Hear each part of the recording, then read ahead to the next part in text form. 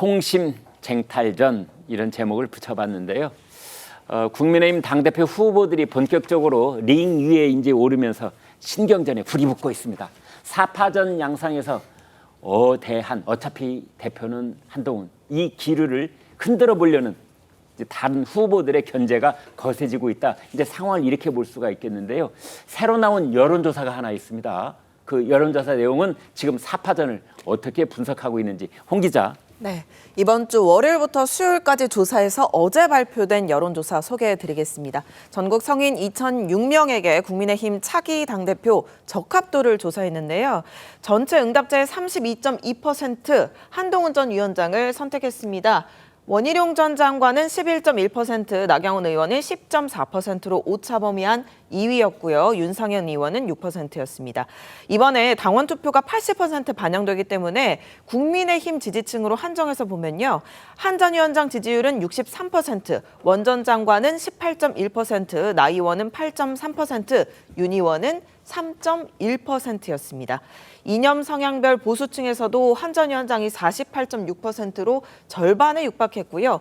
원 전 장관 18.2%, 나 의원 8.5%, 윤 의원 4.4% 순이었습니다. 네. 자, 그러면 국민의힘 지지층만 내부만 놓고 봤을 때는 그 한동훈 전 비대위원장의 지지율이 압도적이다, 압도적 세 글자 쓸 수 있는 겁니까? 그렇습니다. 이게 정도의 차이는 있지만 한 위원장이 모두 다 1위라는 공통점이 있는데 네. 특히 그 가운데서도 국민의힘 지지층으로 한정했을 때 지금 63%이기 때문에 굉장히 많은 비율을 차지하는 걸로 볼 수 있습니다. 저럴 경우에 1강, 2중, 1약 이런 표현이 가능하겠는지요? 그럴 것 같습니다. 전체적으로 보면 지금 순위에는 큰 변동이 없어 보입니다. 특히 보시는 것처럼 국민의힘 지지층일 때 한동훈 위원장이 63% 1위, 그리고 2위가 원희룡 전 장관, 나경원 3위 이렇게 볼 수 있는데 국민 전체로 봤을 때는 말씀하신 것처럼 그 격차가 굉장히 좀 줄어서 1강, 2중, 윤상현 의원은 좀 떨어지는 걸로도 볼 수 있는데 네. 그 격차가 국민의힘 지지층으로 했을 때와 국민 전체로 했을 때 굉장히 차이가 많이 나는 걸로 볼 수가 있겠습니다. 네.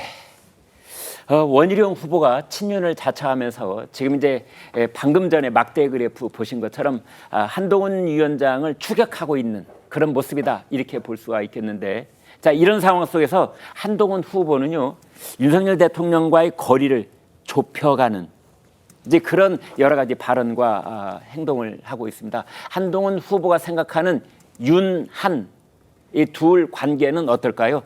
듣고 오겠습니다. 그건 국민과 당원들이 정하는 거죠. 특별히 짐작하지 않겠습니다. 저에게 투표하시기를 저는 바랍니다. 대통령을 지키기 위해서라는 취지가 아니라요. 우리 정부를 지키기 위해서입니다. 특정인을 지키기 위해서 정치하지는 않잖아요. 저는 앞으로도 그렇게 정치는 안 할 겁니다. 국민들이, 민심이 당정 관계가 더 건강하고 소통하고 치열하게 토론해서 해법을 찾는 관계가 되기를 정말로 바라고 계시지 않습니까? 제가 그걸 해낼 수 있다는 겁니다. 그리고 그걸 해내지 않고서 정권 재창출이 가능하겠습니까? 자, 선거권 곧장게요.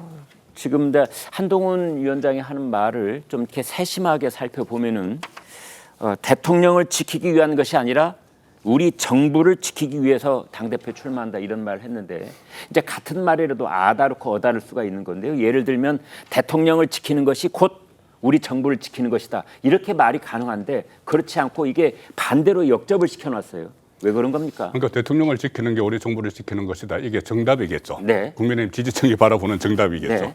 그런데 이제 그렇게는 이야기를 하지 않은 것이 지금 가장 그 경선에서 가장 핵심 이슈가 윤석열 대통령과의 거리 이건데, 네. 본인이 처음부터 뭐 수평적 당정 관계를 이야기를 했기 때문에 네. 윤석열 대통령을 지키는 게 이 정부를 지키는 것이다 이렇게 하지는 못하는 거예요. 내가 예. 윤석열 대통령을 지키는 것보다는 정부를 지켜야 된다 이 말은. 네. 그런데 제가 볼 때는 결국은 같은 말이라고 봐요. 왜냐하면은 예. 윤석열 대통령이 저렇게 정치인으로 등장을 한 것이 사람에 충성하지 않는다였죠. 맞습니다. 같은 이야기입니다. 그 말 한마디로 대통령이 저는 된 같은 셈이에요. 이야기라고 봐요. 네. 같은 내용이다. 조직을 그러니까는 대통령을 지키는 게 아니라 정부를 지키는 것이라는 것은 예. 대통령도 정부의 수장이에요. 그러네요. 수장이고 네. 한동훈 본인도 법무부 장관으로 일을 했기 때문에 네. 그렇게 이야기를 하는 것이고, 다른 코멘트를 보면 이런 게 있습니다. 그때 최상병 특검법에 대해서 역제안을 했잖아요. 네. 역제안을 해서 국민의힘이 발의를 해서 특검 추천권을 대법원장이나 제3자가 가져야 된다. 이야기를 해서 저 반발이 있으니까는 그때 뭐라고 했냐면은 그렇게 하는 것만이 대통령도 살리고 국민의힘도 살리는 길이라는 이야기를 했습니다. 네. 그러면 이제 그 말과 지금 말을 비교를 해보면은 이것을 윤석열 대통령을 배척을 한다는 것이 아니고 네. 윤석열 대통령을 포함해서 전 정부를 살리는 것이다. 내가 개인 윤석열을 살리기 위해서 하는 것은 아니고 네. 윤석열 대통령이 수장으로 있고 나도 몸담았던 정부가 살아야 된다. 그 이야기를 하는 거라고 저는 봅니다. 네. 자, 그렇다면 최 교수님, 네. 이제 같은 이야기를 제가 다른 방식으로 네. 질문을 한번 드려보겠습니다. 한동훈 전 위원장 입장에서는 이제 코앞에 전당대회 날짜가 다가올 때 네. 가장 관심 중에 하나가 윤석열 대통령과의 관계라고 하잖아요. 네. 자꾸만 좁혀지는 관계가 돼야 됩니까?